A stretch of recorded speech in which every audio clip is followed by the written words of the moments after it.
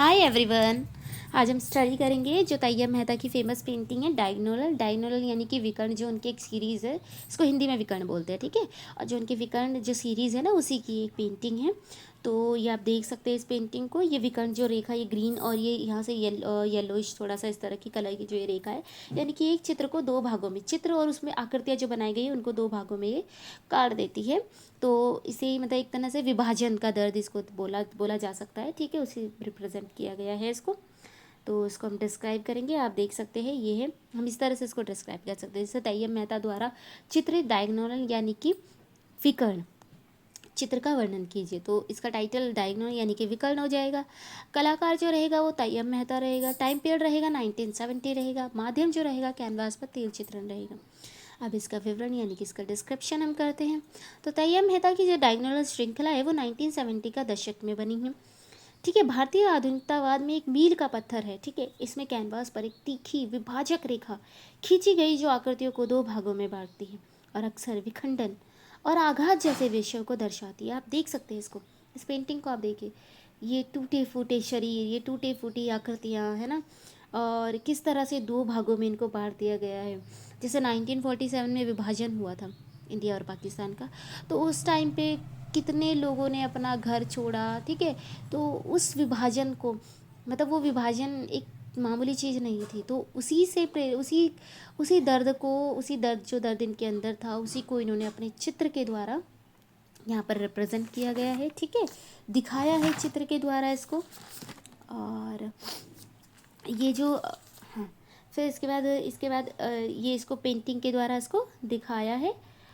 और इसमें जो मानव आकृतियाँ टूटी फूटी और असंतुलित दिखाई देती है, आपने देखा होगा मानव आकृतियाँ असंतुलित है, टूटी फूटी है, ठीक है। रंग गहरे और गंभीर है, आप देख सकते हैं रंग कैसे गहरे और गंभीर रंग है ना, सोचने पर मजबूर कर देते हैं। पूरी रचना में अशांति और तनाव स्पष्ट रूप से महसूस होता है। आप इस पेंटिंग को देखिए, आपको इसे देख के एक बेचैनी सी होगी कि क्या, मतलब इस पेंटिंग को अगर आप फील करोगे तो आपको बेचैनी सी लगेगी इस पेंटिंग को देख के, बिल्कुल अशांति, बेचैनी। और इसी तरह के टूटे फूटे ये आकृति आपने देखा होगा। इस मतलब इसको अगर थोड़ा थोड़ा आप रिलेट कर सकते हो, जितना मैं कर सकती हूँ, क्योंकि आपने जो गुएर्निका पेंटिंग है ना, गुएर्निका जो पेंटिंग है स्पेनिश आर्टिस्ट ने जो बनाई है, तो ये गुएर्निका जो पेंटिंग है उसमें भी इसी तरह से जो सेकेंड वर्ल्ड वॉर जो हुआ था, सेकेंड वर्ल्ड वॉर में जो वहाँ पर स्पेन, मतलब जो विध्वंसक वहाँ पे वो हुआ था, और किस तरह से वहाँ पे जो बम विस्फोट हुआ, और उसके बाद किस तरह से जो लोग हैं वो, मतलब किस तरह से उनकी बॉडी, लोगों के बॉडी जो टूट फूट जाए, मतलब हो जाता है पूरा बेकार, मतलब बम फटने के बाद जो जिस तरह से उनकी मृत्यु होती है इतनी दर्दनाक। तो उसी में जो उनके शरीर के जो टुकड़े होके इधर उधर गिर जाते हैं, तो उस तरह की पेंटिंग बनाई थी गुएर्निका, ठीक है। तो उसी उसी इसको देख के सिर्फ वो गुएर्निका वाली पेंटिंग का थोड़ा थोड़ा फील आता है। उसमें भी बहुत दर्द था, मतलब बहुत अशांति होती है उस पेंटिंग को देख के भी, ठीक है। आप लोग सर्च करना उस पेंटिंग को, ठीक है।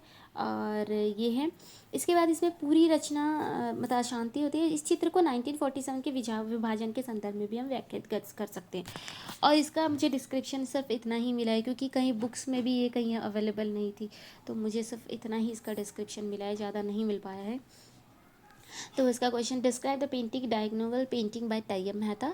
और डायगोनल जो है वो आर्टिस्ट तैयब मेहता की है, पीरियड 1970 है, मीडियम ऑयल ऑन कैनवास है। Description, Tyeb Mehta diagonal series 1970 is a milestone in Indian modernism. In this, a sharp dividing line is drawn across the canvas that split figure into two parts and often depicts themes such as fragmentations and trauma. The human figure, speaker broken and unbalanced. The colors are deep and somber. A sense of unrest and tension is clearly felt throughout the composition. This painting is interpreted in the context of the 1947 partition. ठीक है, ये partition के दौर को इस तरह से दिखाती है। आप इस पेंटिंग को देख के अच्छे से डिस्क्राइब कीजिए, पेंटिंग को देख के और इसके बाद ये हमारी पेंटिंग की मतलब पेंटिंग जो इंडियन कंटेम्प्रेरी आर्ट की जो पेंटिंग्स थी वो कंप्लीट हो गई। अब ग्राफिक प्रिंट और स्कल्पचर बचे हैं, उनको हम स्टडी करेंगे। और हाँ, और आप सब लोग मुझे कमेंट पे पूछ रहे थे कि मैम आप कौन सी बुक से स्टडी कराते हो।